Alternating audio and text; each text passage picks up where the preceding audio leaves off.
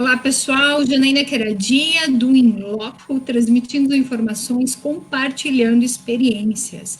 E hoje, mais mais um episódio da série Por uma Questão de Segurança Pública. Quero deixar minha imensa satisfação de estar aqui contando com as informações tão preciosas advindas da coordenação estadual do CONSEG Paraná. E aqui eu faço, claro, as honras nas pessoas que estão aqui presentes na data de hoje: Coronel Chirrade, Capitão Durante, Tenente Alisson, Major Borba. É uma imensa satisfação tê-los aqui no loco mais uma vez, e quero agradecer imensamente por essa parceria que nós temos agora. E já para nós falarmos a respeito da temática de hoje, eu quero passar a palavra para o Coronel Chirrade, para que ele faça as honras iniciais. Coronel Chirrade, com o senhor a palavra. Boa noite, doutora Janaína, boa noite, Major Borba, Capitão Durante, Tenente Alisson e todos os nossos ouvintes. Estamos no programa Em Loco, pela oportunidade oferecida pela doutora Janaína, com mais uma série nossa de Por uma Questão de Segurança Pública. Estamos atendendo às solicitações dos membros dos Conselhos Comunitários de Segurança, que passaram para nós vários temas. Atendendo às suas necessidades, hoje nós estamos com o Major Borba para falar sobre a Defesa Civil, a atuação do Corpo de Bombeiros, da Defesa Civil, da importância dela no Estado do Paraná para toda a comunidade paranaense. Nós estamos aproveitando a oportunidade também para apresentar as polícias de forma geral, mas iniciamos pela Polícia Militar. Estamos mostrando os batalhões de áreas, são os batalhões de áreas especializadas. Então, conforme for progredindo a nossa série Por uma Questão de Segurança Pública, nós vamos mostrando à corporação que, neste momento de pandemia, não se esconde. Está nas ruas atendendo você, cidadão paranaense, e todos os brasileiros que passam pelo nosso estado do Paraná. Obrigado pela oportunidade. Estamos aqui para tirar as dúvidas e atender todas as suas curiosidades. Obrigado. Nós que agradecemos, Coronel Chirrade, agradecemos imensamente. E agora, com a palavra, o Capitão Durante. Boa noite, Anaína. Boa noite, Coronel, Tenente Alisson, Major Borba, aqui, de maneira muito rápida, muito prestigiosa, ele já se colocou à disposição, né, Borba, para esse novo desafio. Então, já antecipando o agradecimento pela tua presteza aí na resposta. E o tema de hoje, Coronel, assim como nós já havíamos conversado aí nas últimas 2 semanas, ele é um tema muito pontual, né? A gente acabou de viver alguns fenômenos meteorológicos muito significativos, principalmente aqui na região sul, os chamados ciclone-bombas, né? E a gente teve muitos problemas de mortes, destruição. Aqui em Curitiba mesmo, a gente sentiu de maneira muito significativa o impacto desse ciclone por aqui. E acabou que alguns CONSEGs acabaram fazendo contato com o senhor, com a coordenação, pedindo esse tema, e mais do que rapidamente a gente se organizou para poder falar um pouquinho desse trabalho. E o Borba, o Major Borba, ele se colocou à nossa disposição, Coronel Janaína, para falar um pouquinho da estrutura da Defesa Civil, sobre a atuação da Defesa Civil nesse panorama de desastres. Vai falar um pouquinho para os CONSEGs sobre dicas de prevenção, da participação da comunidade, como é que eles podem fazer para contribuir nessa cultura de prevenção que a gente vem procurando disseminar. Então, hoje o tema ele é focado nessa parte de desastres, e a gente tem aí o Major Borba vindo conosco, e aí eu gostaria de passar a palavra ao Tenente Alisson para que ele apresente aos nossos espectadores quem é o Major Borba, para a gente poder conhecer um pouquinho mais dele e já adentrar no tema, que já tem bastante gente aqui fazendo perguntas aqui, Coronel. Boa noite a todos, boa noite, Janaína, Coronel Chirrade, Major Borba, ao Capitão Durante. Uma grande satisfação estarmos juntos para mais uma live. Então, um breve currículo do Major Borba.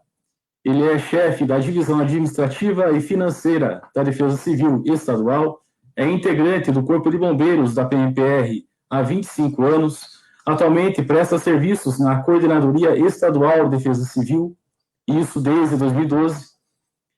realizou o curso de formação de oficiais bombeiro militar, tem também o curso de prevenção e combate a incêndios pelo Corpo de Bombeiros do Paraná, o curso de socorrista também pelo Corpo de Bombeiros, o curso de aperfeiçoamento de oficiais, é também especialista em emergências ambientais pela PUC Paraná, especialista em gestão de RH pela FACEAR e é também especialista em direito administrativo e contratos pela Universidade Cândido Mendes. Janaína? Muito bem, né? Um vasto currículo, como sempre, autoridades com a temática que é proposta, e nós já temos participações, como disse o capitão Durante, faço também as referências aqui ao capitão Walter Silva, que está sempre nos prestigiando, já esteve aqui conosco, a Valéria também colocando aqui a parabenização, ela preside o Consegue Centro Cívico, também é jornalista do CIMEPAR, Felipe Cavalheiro, Flávia Borba e tantos outros que já estão aí se manifestando, mas vamos lá, porque nós temos muito o que aprender, muito o que compartilhar aqui na live de hoje. Major Borba, vamos começar já com os questionamentos, né, envolvendo aí a temática de defesa civil. Porque quando nós ouvimos falar efetivamente em desastres, vendavais, tempestades, enchentes, enfim, o que vem à mente é o nome da defesa civil. Mas, afinal de contas, Major, o que é a defesa civil, como surgiu e como funciona esse trabalho, né, de mérito tão grande e tão essencial para a nossa comunidade? Boa noite, doutora Janaína. Boa noite, senhor Coronel Chirrad, capitão Durante, tenente Alisson e a todos que participam dessa transmissão.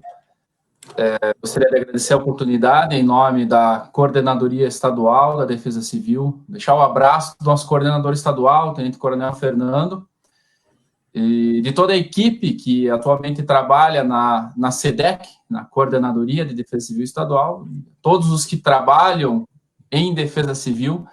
Para começar, eu gostaria de dizer que há um lema em se tratando de Defesa Civil, que Defesa Civil somos todos nós. Até mesmo por isso que no Paraná nós chamamos de coordenadoria, que ela, na verdade, tenta, no momento do desastre, coordenar as ações dos diversos órgãos e da sociedade também no enfrentamento a um desastre. A ideia, o conceito de defesa civil, como nós conhecemos hoje, ela nasceu num período de guerra, entre a Primeira e a Segunda Guerra Mundial, principalmente para que a comunidade se preparasse para situações de bombardeio ou de ataques. Por isso o nome defesa civil, porque, e aí eu vejo uma conexão muito grande com o conceito dos consegues, né? Porque a sociedade nasceu com a ideia da sociedade se organizando para um enfrentamento de um desastre, na época, a questão das guerras. Esse conceito, obviamente, evoluiu quando nós tivemos um período maior de normalidade, por entendimento da organização da sociedade, para que a sociedade possa estar preparada para esse enfrentamento de situações adversas, de desastre, sejam naturais ou provocados pelo homem, como a gente costuma dizer dentro dessa área, né? E ela evoluiu ao longo dos anos para isso, para esse conceito da capacitação da sociedade, para que ela possa enfrentar, minimizar esses riscos e estar preparadas para o enfrentamento dos desastres.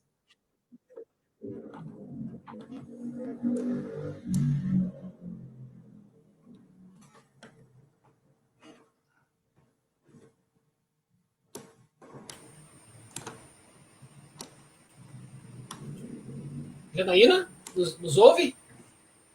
Mas aproveitando, então, até eu gostaria de enfatizar que no Brasil a gente começa a se organizar com isso também no período de guerra, né? E evoluindo para essa organização que nós temos hoje, uma organização que envolve o município, envolve o Estado, o governo federal e a sociedade de uma forma geral. A gente imagina que a defesa civil, quando a gente ouve defesa civil, né, a gente pensa numa numa organização muito bem estruturada, com um efetivo grande para o enfrentamento. A ideia do colete de defesa civil, ela traz justamente a ideia de que várias pessoas, dentro das suas atividades normais do dia a dia, quando de um desastre, né, até por isso que a gente fala, né, que defesa civil somos todos nós, né, numa instituição, no Estado, na prefeitura, todos nós nos voltamos para o trabalho do atendimento, para o socorro das pessoas que estão passando por alguma necessidade, seja Corpo de Bombeiros, Polícia Militar, outras secretarias de Estado, empresas. Nós temos algumas iniciativas que envolvem também empresas. Nós vamos falar sobre isso mais para frente, podemos falar sobre isso mais para frente, mas eu já gostaria de adiantar e destacar uma ideia, um conceito, né, que chama de plano no Paraná, na região metropolitana, na SIC, em que as empresas, as indústrias da região também, elas se preparam, elas conversam antes, elas mapeiam os riscos daquela área, aquela área pode acontecer, e as empresas, elas se ajudam. Então, tem muito desse conceito, dessa ideia de você se preparar, de você olhar para o próximo, de você olhar para o vizinho, de você cuidar não só de você, mas daqueles que estão perto de você. Se a gente pudesse traduzir o conceito de defesa civil para uma coisa mais clara, seria isso, né? Se preparar para que você possa cuidar dos seus e do próximo também.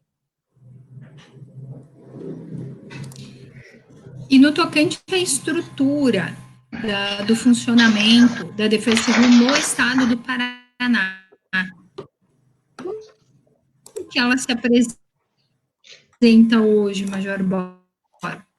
Aqui no Paraná, a gente começa com uma estrutura em 72, dezembro de 72,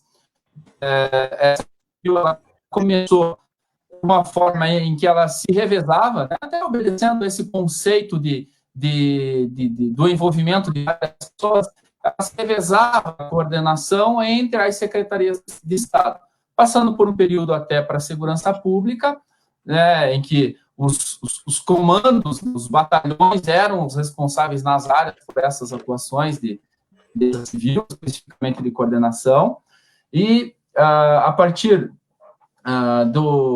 de 92, passou a fazer parte da Casa Militar da Governadoria. Houve um entendimento em que no Estado haveria de se ter uma proximidade para a tomada de decisão, para o socorro dos municípios, para a organização do Estado dentro da Casa Militar.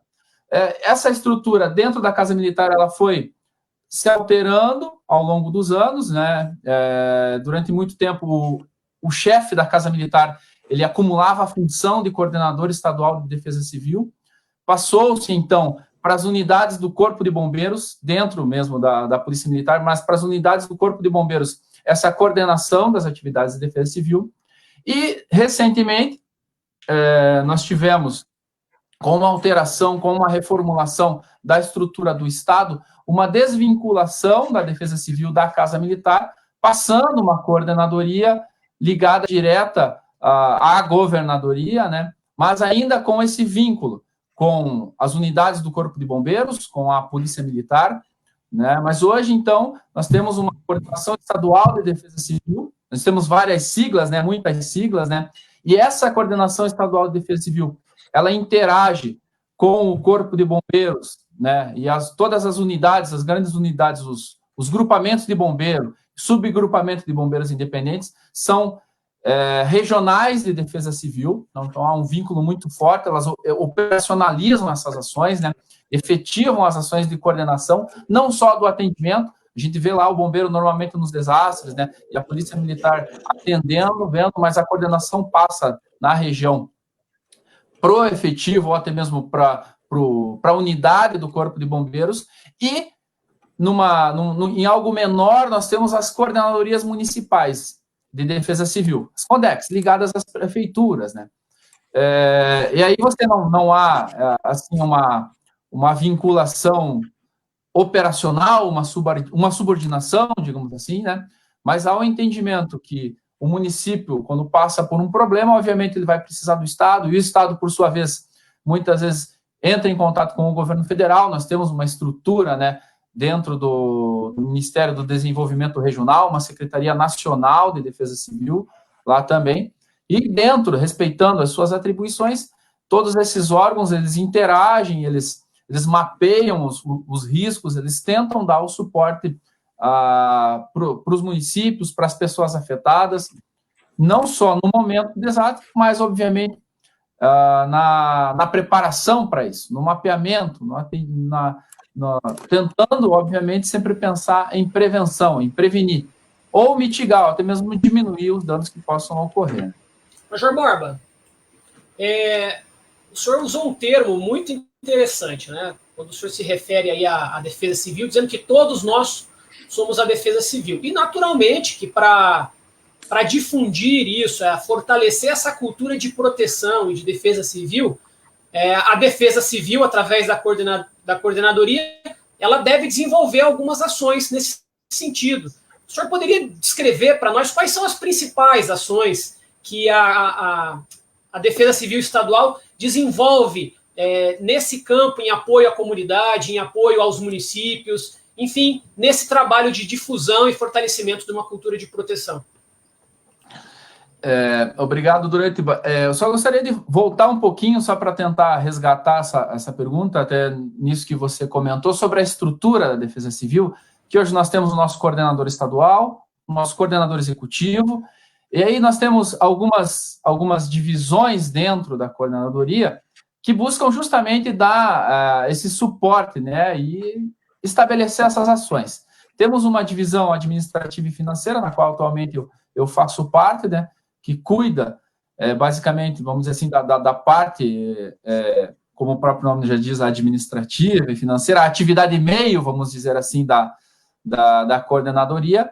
Aí nós temos uma divisão de gestão do risco, a grosso modo, vamos dizer assim, uma seção que cuida do pré-desastre, do antes do desastre, né? E aí, dentro disso, nós temos alguns programas voltados para a prevenção, como...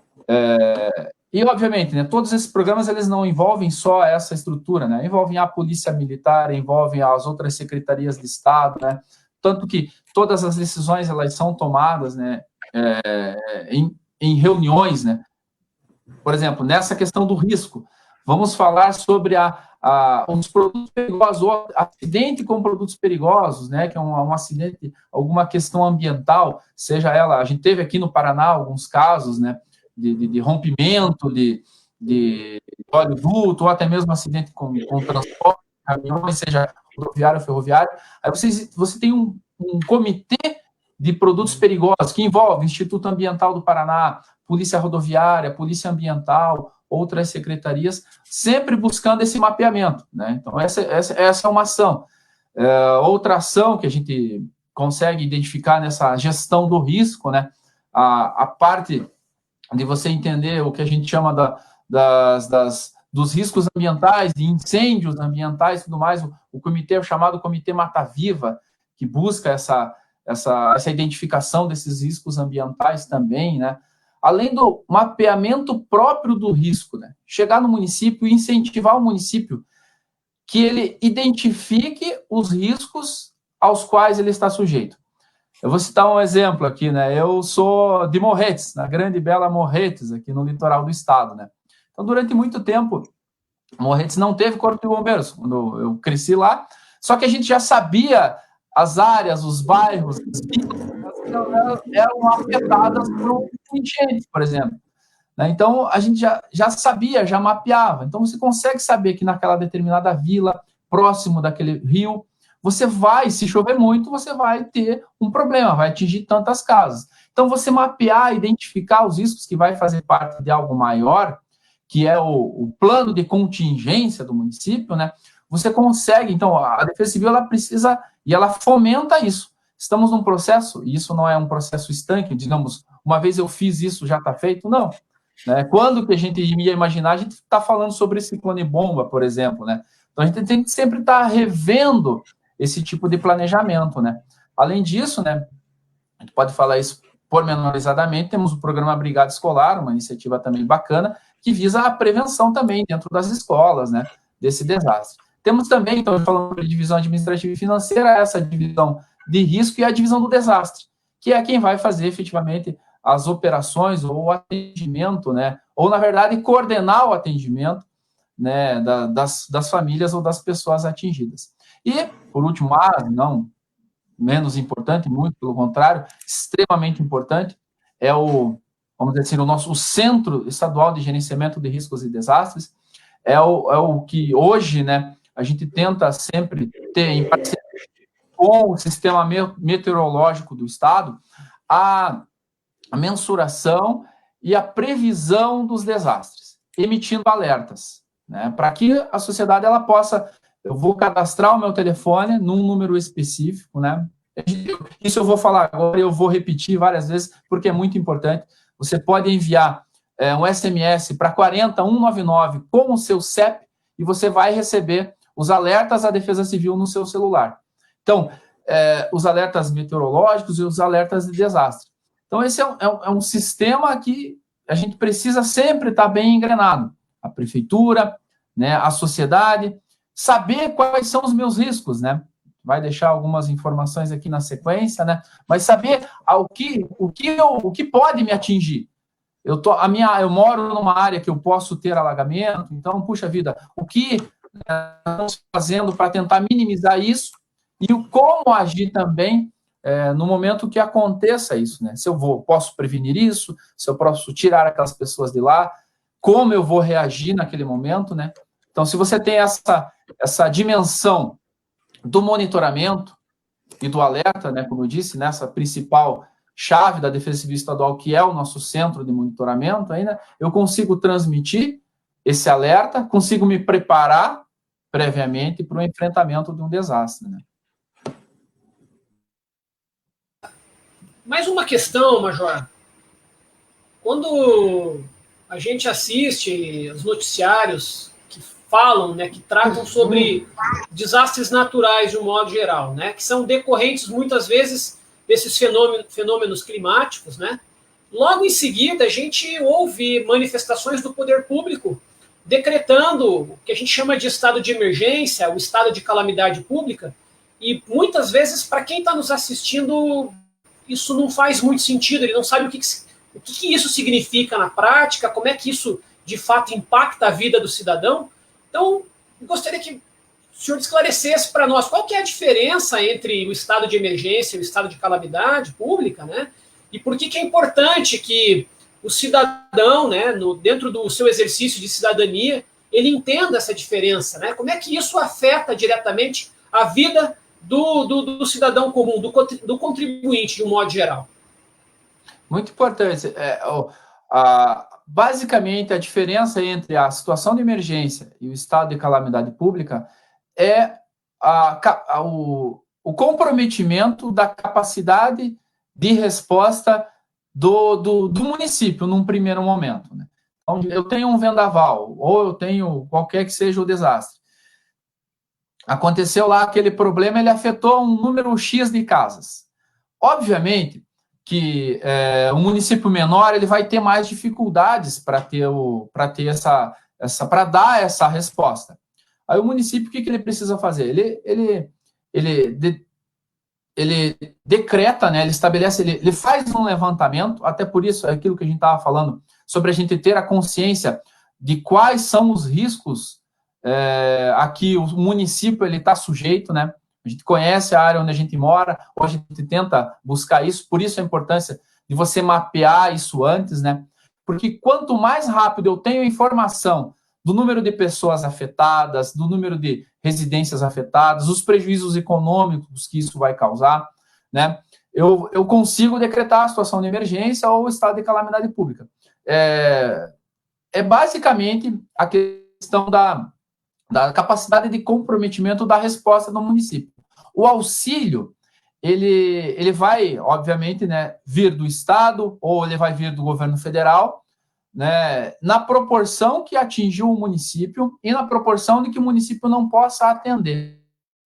Mas para o cidadão, por exemplo, né, o cara teve lá a casa destelhada, né, perdeu móveis e tudo mais. Então, no cenário ideal, o município, o Estado e a União, eles somam forças para dar o atendimento para que aquela pessoa possa voltar à normalidade o quanto antes. Não só isso, você tem acesso a fundo de garantia, acesso a fundo de garantia por tempo de serviço. Algumas pessoas que trabalham com agricultura, elas conseguem renegociar empréstimos agrícolas. Você consegue até mesmo, já aconteceu o caso aqui no Paraná do Estado, ele suspender a cobrança de água e de luz, de energia elétrica naquelas áreas afetadas por um determinado período. Você consegue investir até mesmo, através de linhas de fomento, reduzir empréstimos para empresas afetadas. E tudo isso, ele depende, vamos dizer assim, de um processo sólido, se eu conseguir me preparar antes, durante Coronel Scherrad, Alisson e doutora Janaína. É por isso que a gente sempre fala. Se eu mapeio o meu município, se eu sei que no meu bairro eu tenho, por exemplo, 10 casas que possam ser afetadas, se eu faço o cadastro dessas casas, o cadastro dessas famílias, né? Por isso que também a Defesa Civil ela trabalha muito em conjunto com os setores de ação social do município e do Estado, porque muitas vezes, na maioria das vezes, eles já têm esse cadastro antecipadamente. Eu sei, por exemplo, que em um dia ou em 2 dias, vai depender da minha capacidade, do meu planejamento prévio, eu vou conseguir levantar todos os desastres, né? Nós temos consciência de que quanto maior o desastre, obviamente, mais trabalhoso é. Mas eu sempre gosto de citar exemplos positivos. Houve um caso, em 2017, do município, em que o desastre ocorreu na sexta-feira, e na segunda, veja, final de semana, o município trabalhando, levantando as informações, tinham um plano, né, de ação, sabia o que cada um ia fazer, né, no momento de um desastre. A polícia militar atuar dessa forma, o bombeiro dessa forma, a Secretaria de Meio Ambiente daquela outra forma, e aí conseguiram levantar todos os prejuízos. Na segunda-feira, o governador já havia homologado o decreto e o município já estava apto a receber o recurso do governo federal que vinha para aquele atendimento. Então, veja, são várias as ações, não se trata apenas de um papel, vamos dizer assim, né? Mas se trata do reconhecimento que o município teve a sua capacidade de atendimento comprometida e o reconhecimento que o Estado e a União, eles precisam colocar recurso na sociedade de uma forma geral, seja com a cesta básica por um determinado período, seja com o aluguel social, seja com a telha, seja com o kit limpeza, seja com o kit ajuda humanitária, com diversos fatores. E aí você tem também, importante destacar, 2 planos, vamos dizer assim, que o governo federal ele traz para o município atingido, que é o plano para o atendimento da resposta emergencialmente ali, e um plano de reconstrução. O que quer dizer isso? Muitas vezes acontece de você ter ponte destruída, de você ter acessos destruídos. Aí, se eu tenho uma defesa civil organizada, se eu tenho todo mundo já antenado no que está acontecendo, nos dias seguintes ao desastre, eu elaboro um plano e vou lá, uma modalidade que a gente chama, que até mesmo quem trabalha com convênio chama de transferência obrigatória. Ou seja, se eu cumprir aqueles requisitos ali, o governo federal, obrigatoriamente, obviamente, se houver o recurso, né, mas na maioria das vezes há esse recurso, ele transfere para o município para construir ponte, para reconstruir estrada. Então, muitas vezes a gente perece, como diz a expressão bíblica, né? O povo perece por falta de conhecimento, por não conhecer que você tem essa possibilidade de reconstrução. Puxa, a ponte caiu lá no meu município, ficou 3 anos lá e ninguém foi fazer nada. Ninguém foi fazer nada porque faltou essa percepção no momento do desastre, saber que eu tenho esse momento, né? Essa possibilidade de captar o recurso, fazer isso. Então, FGTS, suspensão de cobrança de água e luz, refinanciamento de empréstimo, novas linhas de crédito para o empresário que foi atingido, reconstrução. Então, a situação de emergência, estado de calamidade pública, ela acaba sendo um remédio, né, para a cicatriz que ela aconteceu, para esse ferimento que aconteceu na sociedade. Bem, Obrigado, Bob. Eu lembro ainda que lá nos anos 70, ainda quando criança, alguns de vocês não tinham nascido, né? No Paraná nevou bastante, nós tivemos a geada negra no norte do Paraná. Em 83, quando eu estava fazendo NPOR no Exército, nós tivemos aquela enchente bastante prejudicial para o município de União da Vitória. O que é que você poderia falar para nós sobre quais foram os maiores desastres registrados no Paraná? O coronel, o senhor falou muito bem. É emblemático esse desastre, essa enchente de 83 lá em União da Vitória. A União da Vitória tem um problema recorrente com relação a isso, né? Historicamente tem se tentado diminuir esses impactos naquele município, né? Mas a própria geografia não permite. Há uma história que alguns municípios no Brasil, eles são sujeitos a isso, né? Então, os nossos amigos de Santa Catarina, eles comentam que temos aí a foto de União da Vitória, né? A própria geografia, né, cercada pelo rio ali, né? Ela dá esse tipo de entendimento. Dizem que havia, né? O pessoal de Santa Catarina comenta que o pessoal que foi colonizar a região, eles tiveram muitos problemas com os índios da região. Aí, quando eles chegaram onde hoje atualmente é Joinville, os índios não brigaram, não teve nenhum desentendimento, né? Aí, tempos depois, eles foram descobrir o porquê, né? Próximo ao rio, né? O índio não faria aquilo ali, os nativos ali sabiam que era uma área sujeita a isso, né? Além disso, nós tivemos outros desastres no Paraná que chamaram bastante a atenção, com relação a emergências, como a gente fala, como produtos perigosos, né? A explosão, o vazamento, teve um vazamento muito grande em Araucária, na Transpetro, ali no início dos anos 2000, que também afetou toda a parte do Rio Iguaçu, foi durante muitos quilômetros abaixo aquele vazamento. Aquele vazamento também mudou o entendimento que nós tínhamos. Surgiu dentro da iniciativa privada uma mudança de mentalidade com relação ao atendimento de emergências ambientais.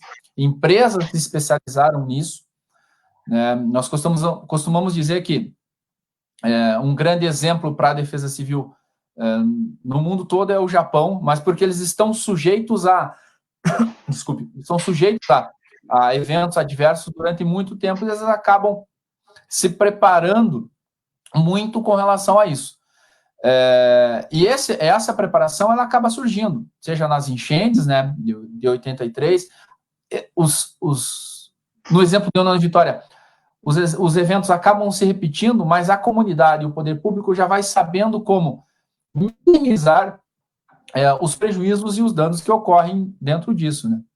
Foi o que aconteceu também nesse evento do vazamento da Transpetro. Um outro vazamento que aconteceu, um outro problema num navio no porto de Paranaguá, que teve o casco rompido, afetou boa parte ali da fauna marinha. Tivemos a explosão do navio chileno, o navio Vicunha, em 2000 também, aqui no Paraná, que também mudou a mentalidade e o entendimento de diversas formas ali para esse enfrentamento. E, recentemente, algo que até mesmo fez com que houvesse uma alteração na estrutura da Defesa Civil Estadual foi em 2011, né, no nosso litoral aqui do estado, atingiu também outras regiões do país, como o Rio de Janeiro, como Santa Catarina. Então, só aí a gente tem exemplos, né, coronel, de enchente, a gente tem exemplos de vazamento e acidentes com produtos perigosos e, como ocorrido em 2011, de deslizamentos. Aquela região que foi afetada aqui no litoral, uma das regiões que foi afetada aqui no litoral, a região da Floresta, que fica entre Morretes e Paranaguá ali, os geólogos... 2011? Isso, coronel, em 2011. Aquele tipo de evento, né, por mais que a gente tente se preparar para isso, aquele tipo de evento, ele tem uma recorrência de, segundo os geólogos, de 1000 anos. Não é que vá acontecer a cada 1000 anos, mas a probabilidade disso acontecer é muito rara, né? Mas a gente tá, e hoje, obviamente, isso fez com que a gente mudasse o entendimento do sistema de alerta, né? Como eu falei, a gente precisa ter sistemas de alerta, sistemas de monitoramento e sistemas de pronta resposta para esse tipo de emergência. Então, eu afirmo com maior tranquilidade, se houver qualquer um desses desastres, da mesma forma que aconteceu anteriormente, as lições elas foram aprendidas, né? Então, a gente tem, por exemplo, se a gente tiver um vazamento com um produto perigoso, a resposta ela vai ser muito mais rápida do que ela foi nos anos anteriores. Hoje a gente tem isso que é interessante do Conselho de Defesa Civil, hoje a gente não tem só o poder público preparado. Então, se há 20 anos a gente não... num dos vazamentos, eu lembro bem, num dos vazamentos a gente teve uma questão lá que você não tinha empresas preparadas. Quem que ia fazer a retirada do vazamento lá que caiu no rio? Caminhão de limpa-fossa. Hoje você já tem pessoas treinadas e capacitadas para isso. Você tem essa preparação. Se acontecer, por exemplo, um vazamento como esse, você sabe como conter. Se acontecer novamente, uma outra questão sobre, como eu havia falado, começa a chover muito, hoje você tem pontos de monitoramento do Estado. Hoje você tem já a sociedade já pronta para isso. Começou-se no Brasil a estudar mais os desastres, a querer se desenvolver mecanismos de alertas para isso, né? Então, ou seja, a gente tira essas lições, né, desses eventos. Como eu falei, o Japão é preparado, não entrando no mérito cultural, mas eles têm lá coisas que nós começamos há pouco tempo, eles têm lá há 100, há quase 150 anos, alguns sistemas de monitoramento, porque eles sempre conviveram com esse tipo de emergência, né? Com esse tipo de problema. A sociedade, ela foi crescendo, foi ocupando espaço e tudo mais, e foi surgindo esse tipo de emergência. Fato né, não vou entrar no mérito se há ou não há uma influência do homem, mas que há uma alteração no clima e nós precisamos saber trabalhar com isso, nós precisamos sim. De forma assim mais prática, falando até para a compreensão aí daqueles que estão nos ouvindo, né?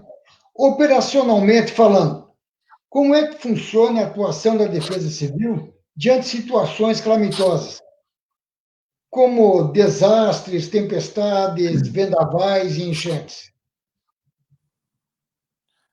Bacana o questionamento, coronel, porque daí a gente consegue entender e voltar e reforçar nessa importância da preparação do pré, né, do antes, né? Então, a Defesa Civil, respeitando essa estrutura que nós temos do município e do estado, né, a primeira coisa que nós precisamos tentar sempre é identificar a dimensão que está acontecendo. Então, isso, sabemos que a Polícia Militar é o único órgão que você tem nos 399 municípios, né? Então, quando a gente não consegue comunicação com ninguém, levanta bem até ligar no destacamento do determinado município, você vai saber o que está acontecendo daquela determinada forma, né? Se realmente qual é a gravidade. A primeira coisa é tentar saber o que realmente tem acontecido, né? A primeira resposta é sempre dada pela Polícia Militar e pelo Corpo de Bombeiros emergencialmente, né? No atendimento, no salvamento de vítimas, né? Essa é a primeira ação, é tentar salvar aquelas pessoas, tentar dar uma primeira resposta nesse momento. Paralelo a isso, a gente tem que fazer esse levantamento e o dimensionamento dos prejuízos, daquilo que tem acontecido, para que a gente possa mandar, né? O município, ele vai levantar esses dados e saber que ele vai ter que comprar cesta básica, muitas vezes, vai ter que providenciar abrigo. A gente sempre costuma dizer que no plano de contingência você já tem que prever aonde que eu vou colocar, se eu tenho uma determinada área que ela possa ser afetada, tem que preparar um local para aquele abrigo. E aí eu tenho que levar em consideração o quê? Agora é um momento atípico, né? Mas normalmente a gente usa escola ou a gente usa um ginásio de esportes, né? Ou algo assim. Na escola eu tenho que perceber que eu vou ter o comprometimento, talvez, do calendário escolar, se for o caso, ou o ginásio de esporte, tem que levar em consideração qual é a capacidade da caixa d'água daquele esporte. Vou colocar lá, sei lá, 100, 200 pessoas para usar um banheiro ou 2 banheiros. Então, eu tenho que prever tudo isso. Vou ter que colocar mais banheiro, vou ter que arrumar um suporte de água maior lá para aquele município. Então, eu tenho que preparar. O município tem que estar preparado já, né? Porque o suor no treinamento poupa o sangue na batalha, né? Então, se eu treino antes, se eu faço um planejamento, se eu faço simulados, né? Se eu chego lá e falo, bom, se acontecer tal coisa, o que eu vou fazer? Eu vou colocar essas pessoas em tal lugar e vou acionar, vou entrar em contato com a Polícia Militar, com o Corpo de Bombeiros, com determinada secretaria, para saber como dar esse atendimento da melhor forma possível. Aí o município, junto com o Estado, dá essa primeira resposta emergencial. Muitas vezes, seja o deslocamento de equipes especializadas, dependendo do desastre, né? A gente tem equipes especializadas dentro do Corpo de Bombeiros, da Polícia Militar, no atuamento, na busca de pessoas, né? na busca e no salvamento de pessoas, para que a gente consiga dar esse primeiro atendimento da resposta emergencial e também já se preparar, já pensando como serão os próximos dias. Como serão os próximos dias, seja no abrigo, como serão os próximos dias para o suprimento, né? Seja em aluguel social, cesta básica, né? Sempre lembrando, até voltando um pouquinho lá na questão da situação de emergência no estado de calamidade pública, isso prova que o município ele entrou em uma situação jurídica especial. Então, temos aí a prova do que está acontecendo no Brasil hoje com a pandemia, é uma situação atípica, e você tem também aí mecanismos de agilizar a contratação de serviços, a compra de alimentos e de medicamentos e tudo mais. Tudo isso, obviamente, dentro de uma responsabilidade do poder público, né? Que a gente sabe, fazendo um parênteses aqui, que esse é importante, a fiscalização desses órgãos e a fiscalização até mesmo da própria população, porque quem acaba sofrendo lá na frente é o próprio município. Na tentativa de tentar fazer a coisa mais rápida, né, todos esses processos, vamos dizer assim, eles vão ser monitorados depois e auditados, né? E o próprio município pode ter a sua capacidade financeira comprometida na sequência, né? Mas, basicamente, por favor.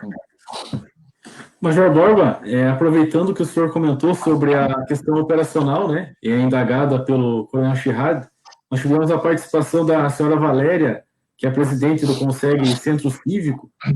Ela participou ali no seguinte sentido, né, seria interessante informar sobre o serviço de alerta de eventos severos por SMS. O senhor comentou ali numa resposta anterior, né, sobre esse serviço SMS ligado à Defesa Civil. Se o senhor puder comentar um pouquinho mais para deixar o pessoal que está nos acompanhando um pouco mais cientes dessa questão específica? Então, há um trabalho em conjunto com o Sistema Meteorológico do Estado no tratamento desses alertas, né? Então, essas informações, elas são, tivemos uma informação lá de que vai haver, eu costumo dizer que é muito ingrata a profissão, a vida do meteorologista, né, porque as coisas mudam muito rápido, né? Mas eles tentam sempre, né, através de modelos, radares, sensores, tentar identificar um desastre.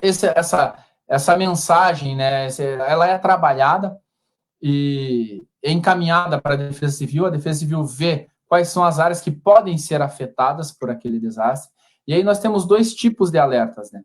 Temos um alerta que nós especificamos e mandamos para os municípios. Então, todos os municípios recebem. Vou citar um exemplo. Sabemos que vai ter um ventos fortes, né, tempestade no litoral, que pode ter desastre. Então, é encaminhado para todos os coordenadores municipais o alerta, além do que, né, cada cidadão ele pode ter cadastrando o seu celular para receber o SMS do alerta, enviando o seu CEP, né, para o 40199. Pega um SMS, digita lá, né, 40199, coloca o seu CEP e envia a mensagem. Você vai se cadastrar para receber alerta naquela região, no seu CEP de moradia. Existe uma outra metodologia que está sendo testada, de tentar mandar por localização do celular, né? Então, só que a gente depende de outras questões do governo federal, né, para tentar agilizar isso daí, né? Então, foi feito alguns testes aqui no estado, isso foi efetivo. A gente precisa ampliar isso, né, para que a gente consiga no celular. Hoje nós recebemos no CEP, no meu CEP cadastrado, né, mas você vai receber também, e queremos que isso aconteça em breve, né, dependendo da localização do seu celular para receber esse desastre. Ou seja, o município ele precisa também criar mecanismos de tentar alcançar todas as pessoas, né, o mais rápido possível. Então, a gente consegue mandar para o coordenador municipal. Se o coordenador municipal tem um mapeamento da área que pode ser afetada, né, feito previamente, ele consegue, obviamente, saber o que vai ser atingido, né, e consegue entrar em contato com essas pessoas. Mas reforço, hoje a melhor forma de você receber o alerta da Defesa Civil é através do 4199 ou acompanhando as nossas redes sociais, né? Nosso pessoal lá da comunicação social, lá o Tenente Vidal, a Sargento Pompeu, fazem um trabalho bacana lá, tentam sempre estar repassando no nosso Facebook, no nosso Instagram, todas as informações dos alertas também, novidades com relação a qualquer questão envolvendo, seja nesse momento ou em outros, dengue, o coronavírus, você consegue acompanhar por lá também.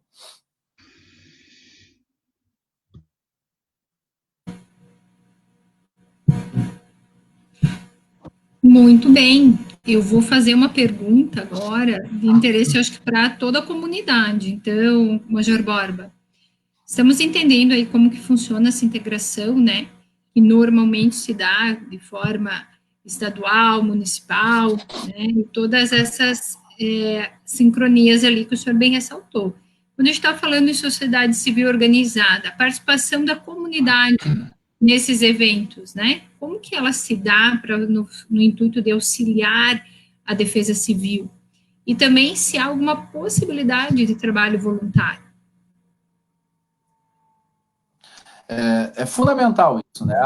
Eu costumo dizer que até mesmo antes do voluntariado, a primeira ação é tentar cobrar no seu município lá, ou tentar saber, né, quem é o coordenador municipal, né, quais são as áreas que estão afetadas, né. Numa cidade menor, obviamente, isso é mais fácil, numa cidade maior, talvez dê um pouquinho mais de trabalho, mas, normalmente, você tem uma defesa civil mais organizada quanto maior é o município.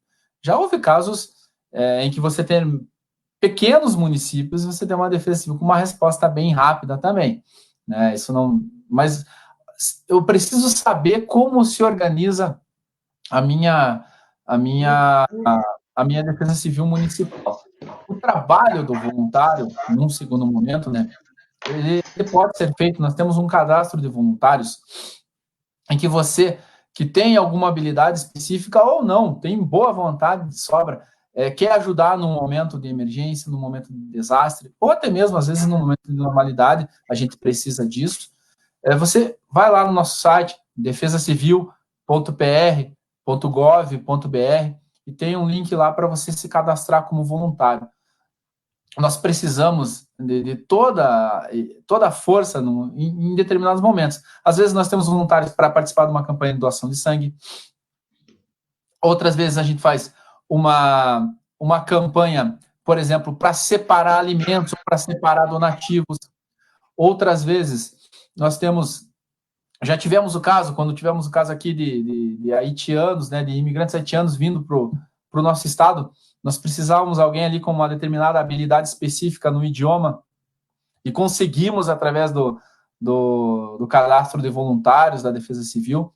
Então, seja tendo um pouquinho de vontade para ajudar lá, a gente sempre é bem-vindo, porque, como eu disse, não somos uma equipe grande na coordenadoria estadual, e você não precisa se preocupar, não, mas eu moro aqui num município longe de Curitiba, eu moro em Pérola, por exemplo, lá perto de Moarama. Como é que eu posso ajudar? O seu cadastro, ele vai ser direcionado para a coordenadoria de defesa civil lá do seu município. Você vai conseguir ajudar lá. E vai conseguir também cobrar, né, essa ação no município, essa preparação. Eu lembro que depois daquele problema grave que aconteceu ali no município de Morretes, Antonina, à época na Defesa Civil estava o Coronel Barros, né? Os estudos realizados, ele acabou em 2012, se não me engano, realizando protocolos, né? Protocolos pelas forças policiais, Defesa Civil, o Estado, como deveria se comportar diante de uma nova situação que viesse a ocorrer naquele local. Lembro que houve reuniões de treinamento com a Polícia Militar, Polícia Ambiental Militar, com Polícia Rodoviária, com a Unidade de Ar, 9º Batalhão, Corpo de Bombeiro, e assim como tem um protocolo pontual para aquela situação, gostaria que você explicasse aos nossos ouvintes quais são as dicas de segurança em caso de uma tempestade. Bacana o senhor falar sobre isso, Coronel, porque foi justamente isso que foi feito naquele momento, né? E hoje a gente esse trabalho continua sendo feito por ser uma área sensível, por ser uma região que pode ser afetada novamente. Então, se a gente tem, dependendo da ocorrência e do alerta que eu recebo, ou até mesmo se eu estou percebendo que está acontecendo alguma coisa, né, a gente pode citar algumas dicas, né, e aí, você acompanhando o nosso site, as nossas redes sociais, isso não fica aqui, né, periodicamente você pode ir lá consultar e vai receber vídeos de dicas, né, mas basicamente se a gente tem, por exemplo, um vendaval, né, como a gente teve agora, esse ciclone, assustou bastante gente, como que eu posso me comportar, né? Eu não tenho que evitar de ficar num local aberto, né? Tenho que procurar um abrigo o mais rápido possível, se estiver dentro de casa, ficar dentro de casa.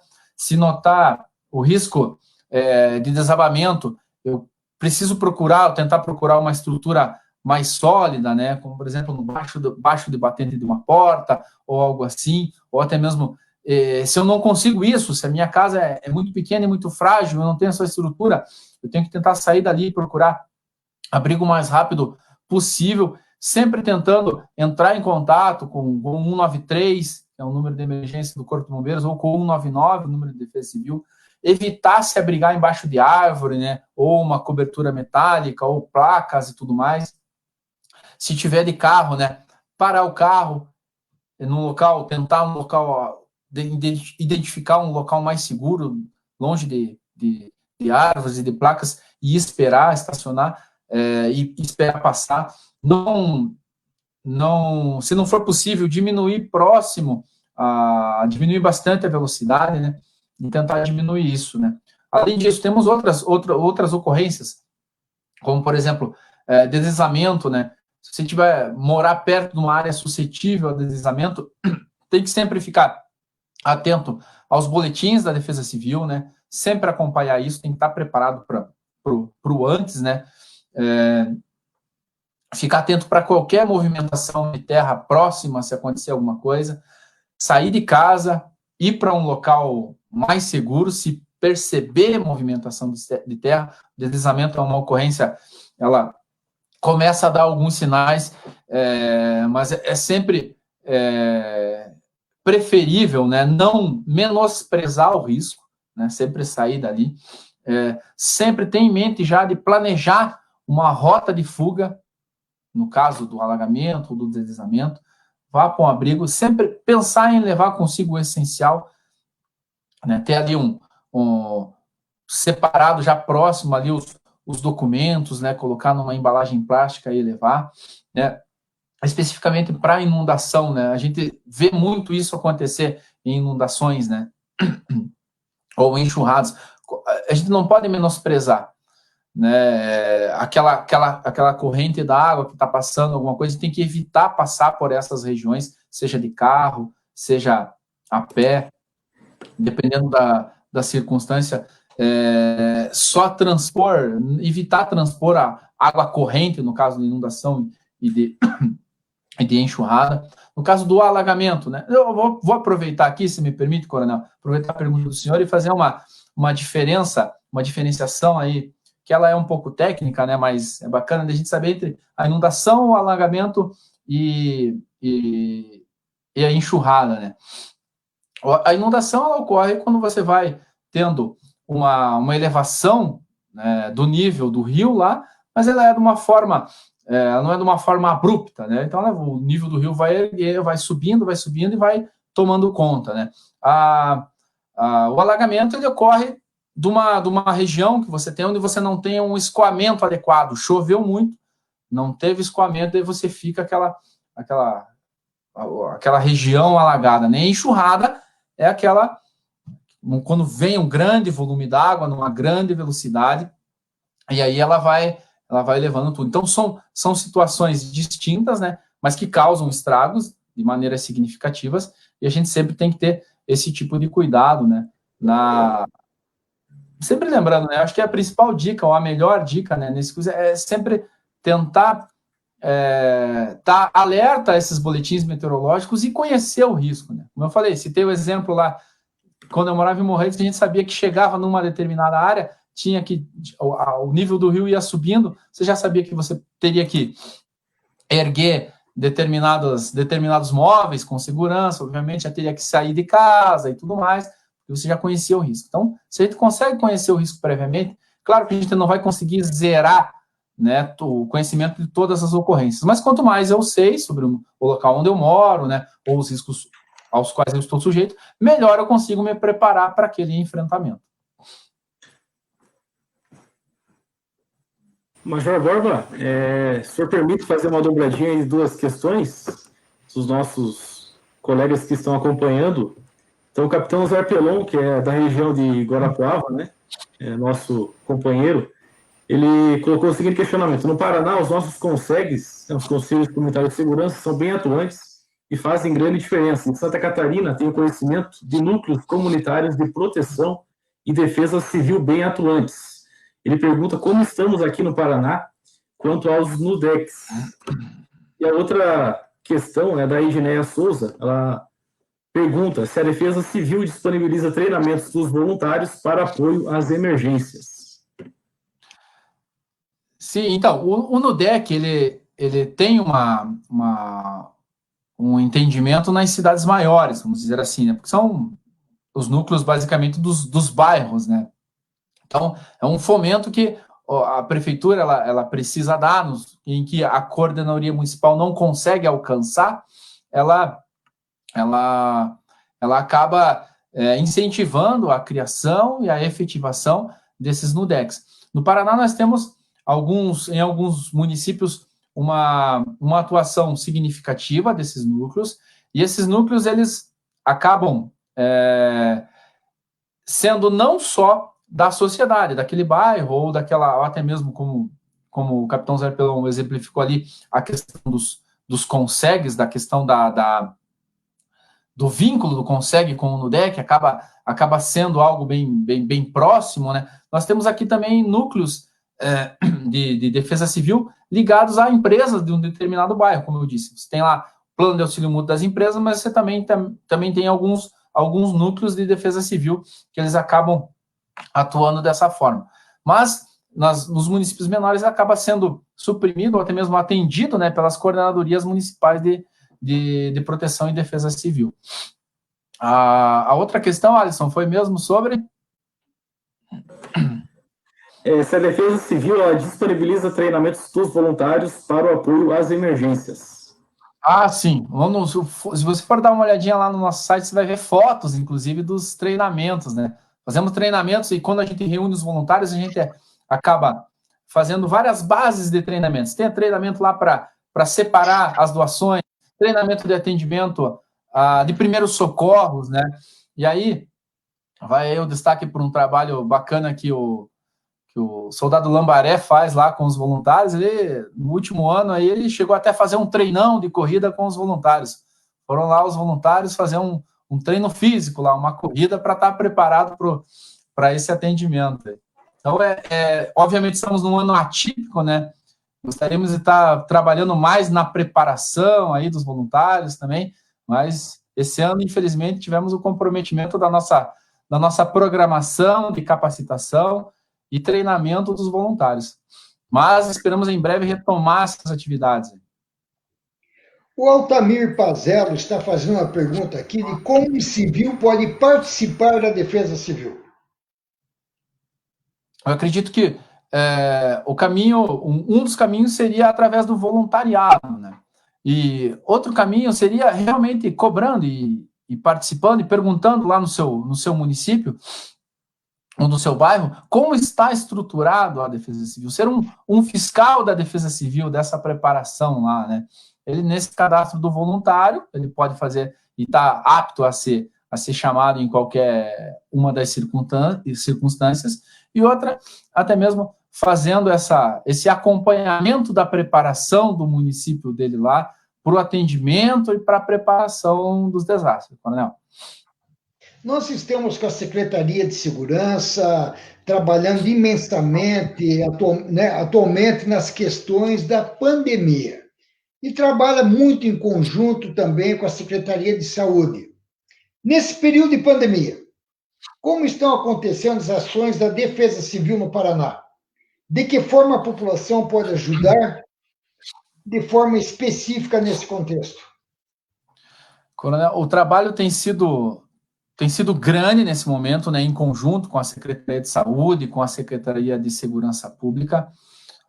O que tem tido, temos uma área bastante afetada aí, né, que é por uma questão econômica, então muitas pessoas passando necessidade, e a gente acaba atuando fortemente numa questão logística, né? O nosso coordenador, o Coronel Fernando, o Coronel Melo, o coordenador executivo, e o Major Daniel, que é hoje o nosso chefe da divisão de gestão do desastre, tem organizado o atendimento a várias áreas, né? Ao transporte de álcool gel, num primeiro momento aqui, que faltou bastante, né? Mas também para áreas afetadas, de cesta básica, também para essas áreas afetadas da pandemia, e também na preparação até mesmo da comunidade, na divulgação de informações e na conscientização, no trabalho de conscientização das pessoas, da sociedade.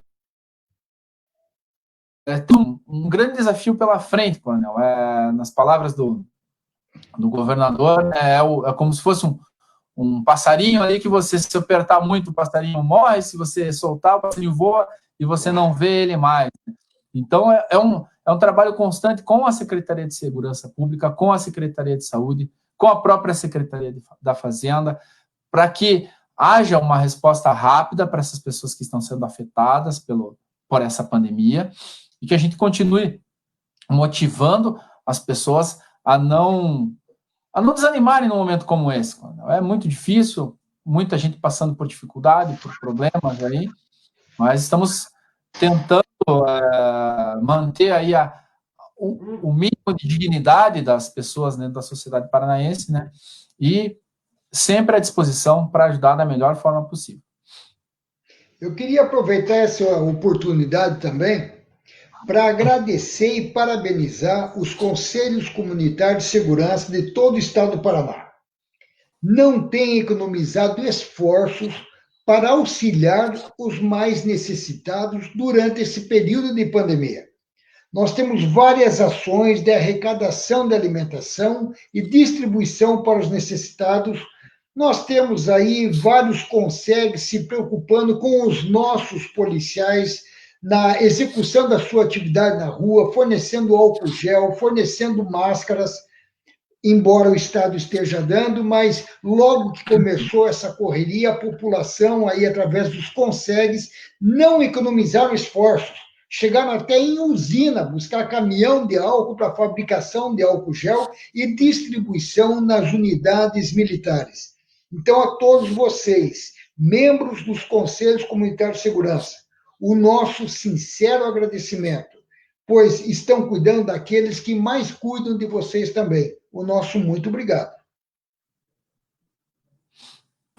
Eu queria também aproveitar o ensejo, Coronel, pegando um pouquinho do gancho da última fala do Major Borba sobre os comportamentos de prevenção, né, comportamentos preventivos diante de enxurradas, em casos de enchentes, inundações, enfim.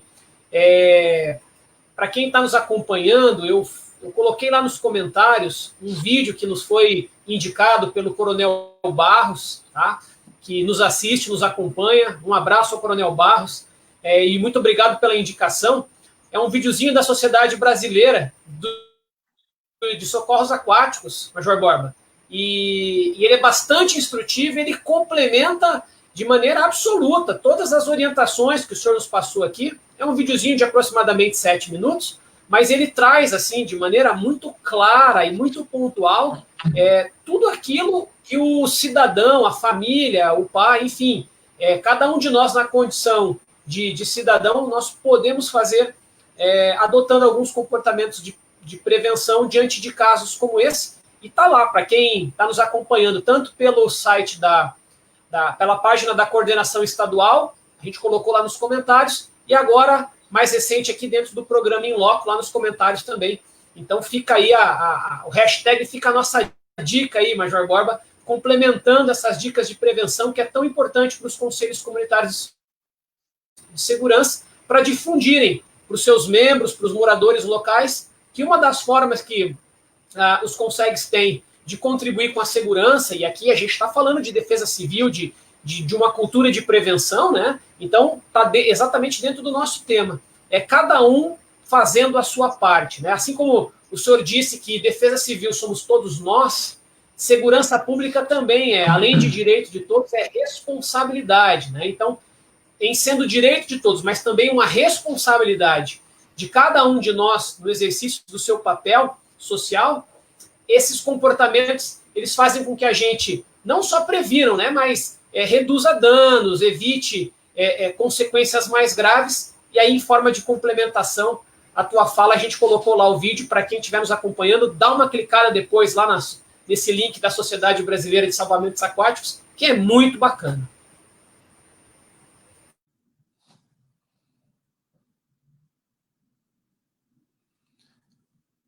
Eu queria aproveitar para agradecer a participação do Coronel Barros, né? O Coronel Chirrad já falou ali que ele estava lá no atendimento daquelas emergências no litoral em 2011 e logo na sequência ele foi ser na época, coordenador executivo de proteção e defesa civil e também foi quem me convidou para trabalhar na Defesa Civil à época lá, e ele, apesar de ele ser bem humilde, ele sabe que ele foi, junto com o Coronel Hiller lá, os responsáveis pela mudança do entendimento civil no estado do Paraná. Agradecer ao Coronel Barros pela participação e pelo trabalho que ele fez durante todo o tempo que ele teve à frente da Defesa Civil. Foi o nosso comandante do Corpo de Bombeiros também. E se hoje a Defesa Civil tem um entendimento diferente do que é fazer Defesa Civil no estado do Paraná, se deve muito ao trabalho do Coronel Barros e do Tenente Coronel Hiller. Obrigado, Coronel.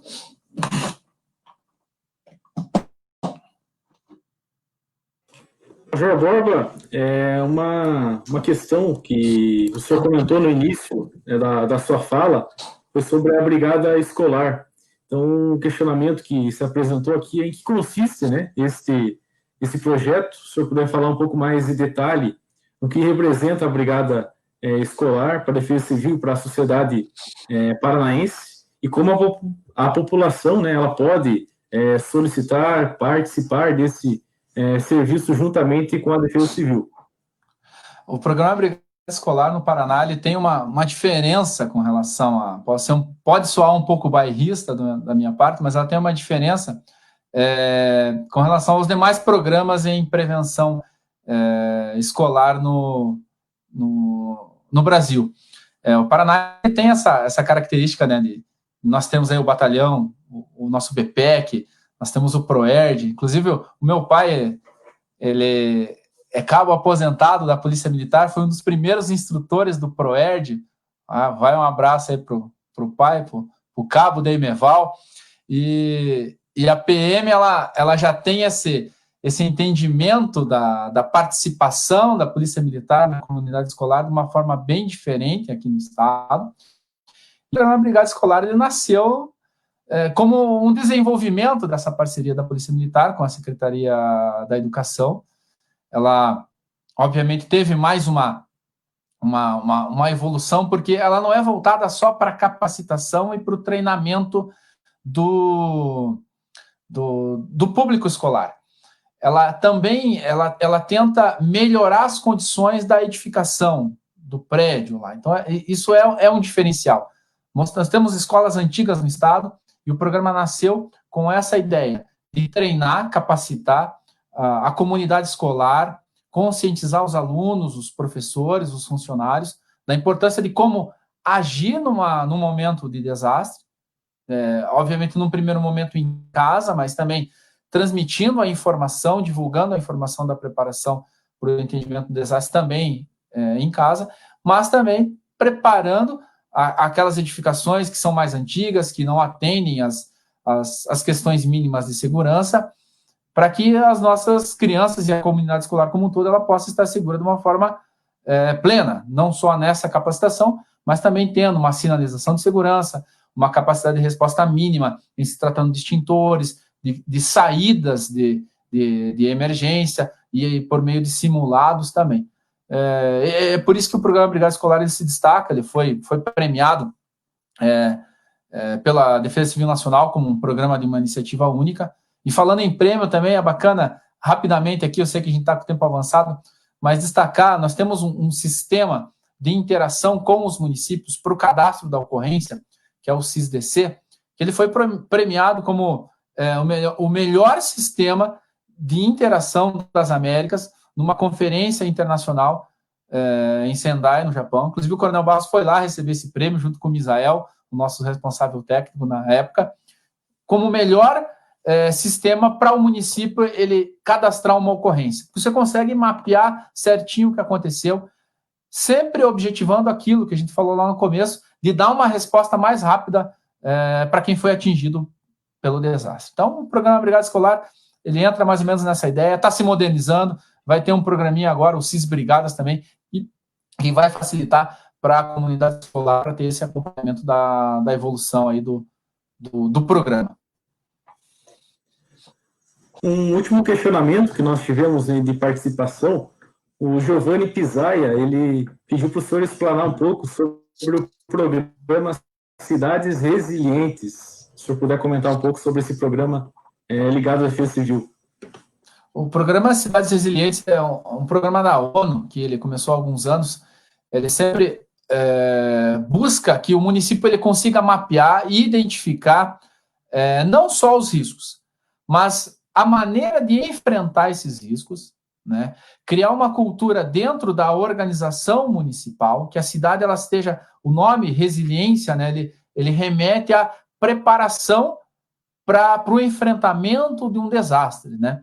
Que ele possa, vem o desastre e eu tô firme, tô seguro. A gente sempre costuma dizer que a gente pega uma notícia, você vai lá, passa um vendaval, um ciclone, passa em algumas regiões do México ou do Caribe ali, e ele afeta não sei quantas mil pessoas, e ele passa, dependendo da região, ele passa ali nos Estados Unidos, ele afeta menos pessoas. Por quê? Porque em algumas cidades você tem mais resiliência e em outras cidades você tem menos resiliência, menos preparação para aquele desastre. E o programa da ONU é voltado para isso, para que o município ele identifique esses riscos e ele dê um fim nesses riscos, vamos dizer assim, ou pelo menos minimize esses riscos, faça com que a comunidade esteja preparada. Ele é um programa amplo. Muitos municípios do estado aqui, a maioria, eles começaram aderiram à campanha, né? Alguns, obviamente, foram mais adiante, né? Mas a campanha é uma campanha permanente. Essa conscientização do entendimento em que o município ele precisa se preparar, criar uma estrutura dentro do município para dar a resposta. Como eu falei, é uma coordenação. Claro que o ideal seria que todo município tivesse pessoal específico trabalhando só para isso, uma grande equipe. Mas se você não tem, você tem que ter a consciência, como a gente fala. Assim como a gente precisa ter a consciência da segurança pública, a consciência da defesa civil, ela permeando todas as ações do município. Então, a minha Secretaria de Meio Ambiente vai trabalhar pensando em defesa civil. A Secretaria de infraestrutura vai trabalhar pensando em defesa civil. Então, se eu vou fazer uma determinada obra do meu município, eu vou tentar ver de que maneira eu posso fazer aquela obra para que, caso ocorra um desastre, eu me prepare. Ou seja, não vou construir uma vila num lugar, ou casas num lugar que possa ser alagado. Se eu vou construir uma ponte, vou construir uma ponte mais segura, para que ela consiga, para que eu possa construir melhor. Basicamente, esse é o objetivo das cidades resilientes, tornar as cidades mais preparadas para o enfrentamento do desastre, para a minimização dos efeitos desses desastres.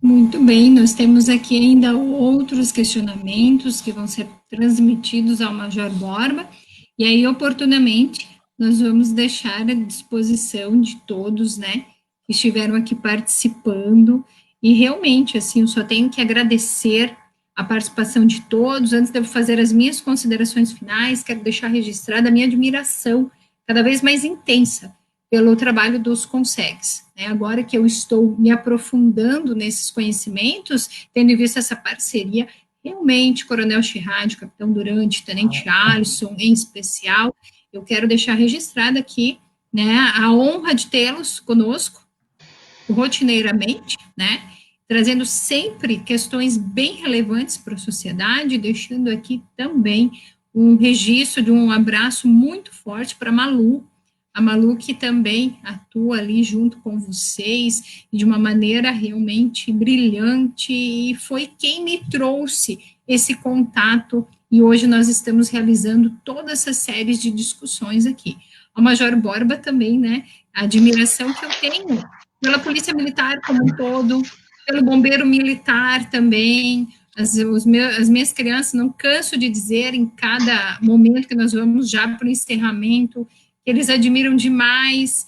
Meu filho de 5 anos diz que ele quer ser policial militar, porque aí ele vai ajudar a cuidar da sociedade, e isso eu digo para vocês, que vem de um momento que não foi muito bom para nós, né, eu sofri um assalto, mas quando ele viu a atuação do policial militar, né, de prontidão, e depois nós estivemos lá visitando o Capitão Durante, Tenente Alisson, e foram tão bem acolhidos.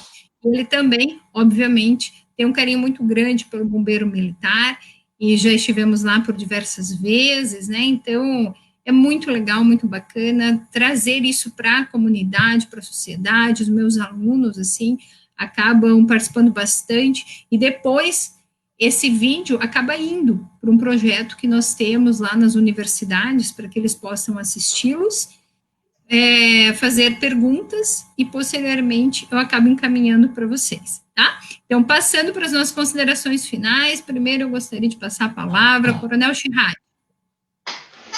Muito obrigado, Janaína. Quero trazer aqui, está aqui, ó, a saudação do nosso secretário de Segurança Pública, Coronel Marinho, parabenizando pelo programa que estamos participando nesse momento. Quero agradecer a Janaína, do programa In Loco, por, em conjunto conosco, ter aceito e realizarmos a série Por uma Questão de Segurança Pública. Agradecer ao Major Borba e toda a equipe da Defesa Civil do Estado do Paraná pela excelente explanação que acabou de realizar, tirando dúvidas e mostrando a Defesa Civil para todos os nossos membros do Conselho de Segurança que estão nos acompanhando e a população paranaense. O empenho e a dedicação do Capitão Durante, do Tenente Alisson, que trabalham diariamente em benefício, em atender todos os membros dos Conselhos de Segurança do Estado do Paraná. A todos vocês, o meu muito obrigado, e a transmissão dos parabéns por parte do secretário de Segurança Pública, Coronel Marinho. Obrigado. Capitão Durante, suas considerações finais. Olha, muitíssimo feliz de poder estar fazendo parte desse projeto, trabalhando ao lado do Coronel Chirrad, com o Tenente Alisson, a equipe toda da coordenação, uma equipe maravilhosa. Agradecer imensamente ao amigo Major Borba, Foi uma aula, viu, Major? O senhor nos deu uma aula sobre defesa civil, sobre dicas de segurança, sobre articulação entre poder público e sociedade civil organizada. Assim, esse é o nosso intento. Quando a gente teve a oportunidade de travar essa parceria com a Janaína, o objetivo era exatamente esse. A gente viu frustrada o nosso planejamento para 2020, com os seminários que nós estávamos programando, e diante desse desafio, nós também vimos o próprio in-loco, que era para ser presencial. Nós já tínhamos aí praticamente 4 agendas lá na Livraria da Vila, programação pronta no início do ano para desenvolver um trabalho tanto com os universitários como com os membros dos conselhos comunitários de segurança, e de repente veio a pandemia e colocou o nosso planejamento por água abaixo. Só que vejo que isso foi muito positivo, né? Porque a gente já está indo aí para a 6ª edição aí, né? Praticamente 6ª ou 7ª edição da série Por uma Questão de Segurança Pública, onde a gente está tendo a oportunidade de levar para os conselhos comunitários de segurança do Paraná inteiro, coisa que o presencial não seria possível fazer, temas muito mais relevantes, porque o presencial a gente tem uma limitação de tempo, tem uma limitação de estrutura, e aqui a gente está conseguindo explorar com a participação de amigos de todos os lugares, de todas as especialidades, trazendo um pouquinho mais desse conhecimento para dentro da casa, dos membros dos consegues, lá dos universitários, que são os alunos da Janaína. Então, está sendo muito bom, muito gratificante poder participar desse projeto e agradecer imensamente, porque você estava conosco, prontamente respondeu ao nosso convite, e os amigos têm feito isso de maneira muito bacana. Esse responder imediatamente, já se colocar à disposição e vir fazer uma fala dessa, só eleva o bom nome da Polícia Militar do Paraná, só eleva o nome do Corpo de Bombeiros e, sobretudo, da Defesa Civil, que está de parabéns, como muito bem colocou o coronel aí. Então, agradecer a todos e uma boa noite aos nossos amigos que estão nos assistindo, e até a próxima, porque a gente vai ter muito mais tema aí. Eles já definiram algumas pautas, né? Então, a gente tem pelo menos mais 3 pautas já definidas aí para o mês de agosto. Obrigado e uma boa noite. Eu gostaria, em tempo ainda, de agradecer ao restante da minha equipe, que nos dão maior suporte e todo o apoio dentro da Seconseg. A dedicação e empenho da Sargento Esther, do Soldado Barbosa, da investigadora da Polícia Civil, a Flaviane, e ainda o nosso estagiário, o Vinícius, que tem se empenhado aí em dar as respostas para tudo aquilo que nós temos necessidade de suprir ali a demanda da Seconseg. Não poderia deixar de fazer esse registro. Poxa, que legal, hein? Que equipe, em tanto, né? Que estão aí auxiliando em todo esse trabalho realizado com brilhantismo. Tenente Alisson. Então, eu gostaria de agradecer a oportunidade de estarmos juntos e reter esse conhecimento técnico e específico que o Major Borba nos trouxe sobre a defesa civil, né? Agradecer todos os comentários e as participações que tivemos nas diversas frentes, né, de divulgação da nossa live, e destacar também a participação dos consegues, né, nesse contexto, junto com a Defesa Civil, vários presidentes de consegues, membros das diretorias executivas, né, que têm participado das nossas lives, e também nessa live em específico, o papel também deles, né, na divulgação dessas informações, no compartilhamento desses conhecimentos nas reuniões ordinárias, né, assim que for possível, né, retomar as reuniões ordinárias dos consegues. Então, os conselhos têm um papel fundamental para divulgar esse papel da Defesa Civil perante a sociedade paranaense. Colocar também o nosso e-mail, o e-mail da Coordenação Estadual dos Consegues, à disposição para qualquer tipo de questionamento. Nós podemos reproduzir e enviar oportunamente ao Major Borba, o consegue@cesp.pr.gov.br. E também as nossas redes sociais, né, tanto o canal no YouTube, a página no Facebook e a página no Instagram, Consegue PR. Estamos à disposição na coordenação estadual, e mais uma vez parabenizar o Major Borba pela explanação. Uma boa noite a todos. Major Borba, agora o senhor com a palavra, nas suas considerações finais. Eu só tenho a agradecer pela oportunidade e pelo privilégio de passar esse tempo com os senhores aí, com a senhora, doutora. Dizer que os senhores estão ficando muito bom nisso, né? Tá bacana acompanhar aí o trabalho. E obrigado, Coronel, obrigado, Durante, doutora Janaína, Alisson, pela oportunidade. Continuem firmes, eu sei que, poxa vida, eu sei que não é fácil o trabalho que todos desenvolvem, mas continuem firmes nessa.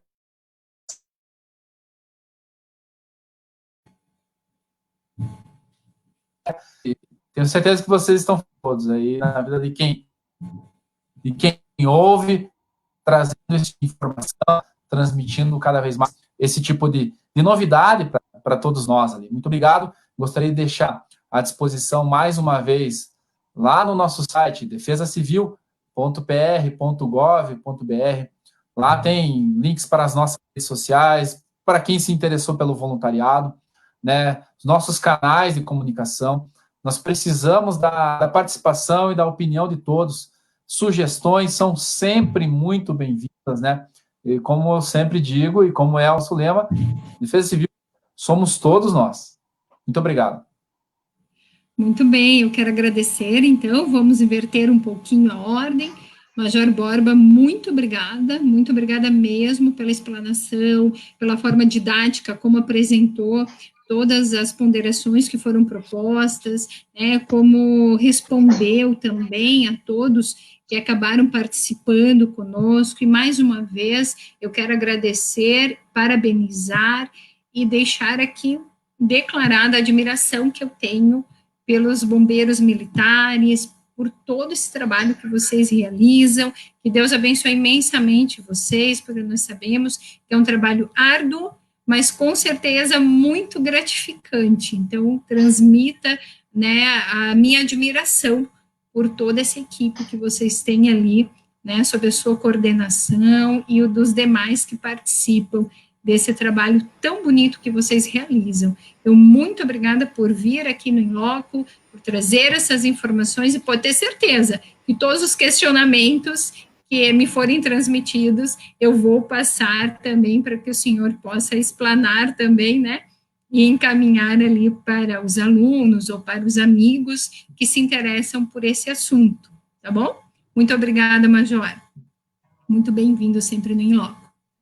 Tenente Alisson, mais uma vez te agradecendo aí, né, porque tem participado conosco, tem levantado, assim, essa bandeira em prol da sociedade, transmitindo informações, compartilhando experiências e sempre trazendo, junto com o capitão Durante, com o coronel Chirad, temas, assim, de suma relevância. Parabéns pelo trabalho, parabéns ali pela divulgação na mídia. Capitão Durante, eu sei que nós tivemos ali a nossa paralisação presencialmente, mas eu penso que no futuro, o que nos foi passado desse momento, e aí, coronel Chirad, aquele tema que eu sempre trago, né, nós devemos sair mais fortes dessa situação do que nós entramos, é o que nós estamos vivenciando dentro dessa série, né, nós estamos conseguindo transmitir informações, compartilhar experiências pelas lives, o que nós estaríamos, de repente, limitados num ambiente tão legal que é a Livraria da Vila, que no futuro nós podemos continuar, mas essas lives realmente têm sido de fundamental relevância, então parabéns, capitão Durante, por estar à frente das circunstâncias, nos trazendo ali, né, as pautas, coordenando, fazendo de uma maneira realmente sensacional. As lives não tem o que falar. Cada tema é um tema individualizado e muito bem apresentado com autoridades. Coronel Chirad, pelo seu trabalho, coordenando toda essa equipe, demonstrando, assim, a seriedade, mas também o companheirismo que vocês têm, né, o respeito que vocês têm um com o outro. Através do senhor, eu quero que sejam transmitidas as nossas saudações, a nossa admiração a toda a equipe, ao nosso secretário da Segurança Pública, que esteve aqui nos prestigiando também. Fica o convite para, quando for pertinente, que venha participar do In Loco também, tá? E, assim, o que eu tenho recebido de feedback é algo tão gratificante que eu tenho que fazer publicamente. Realmente as pessoas estão se sentindo prestigiadas, estão se sentindo cada vez mais valorizadas, vendo vocês mais perto ainda da comunidade, né? E esse é o papel do In Loco, transmitir informações e compartilhar experiências. Mais uma vez, os meus agradecimentos, né? A minha admiração e a espera aí, né, Capitão Durante, dos próximos temas. Tá na forma, tá na forma. Então, pessoal, muito obrigada. Tudo passa, tudo vai passar e vai ficar bem. Em breve estaremos juntos comemorando a vida. Se cuidem. Com certeza. Pessoal, então, aguardem as próximas pautas. Não deixe de acompanhar aqui conosco. Nós estamos aprimorando cada vez mais o In Loco para que fique cada vez mais acessível a todos. Então, aguardamos a próxima pauta dessa série por uma questão de segurança pública. Enquanto isso, vocês podem ir aproveitando também e compartilhando esse vídeo tão interessante, de suma relevância para a sociedade. Galera, aguardamos vocês para a próxima. Deus abençoe a todos. Um abraço bem grande. Até mais, pessoal. Tchau, tchau. Obrigado. Até mais. Boa noite.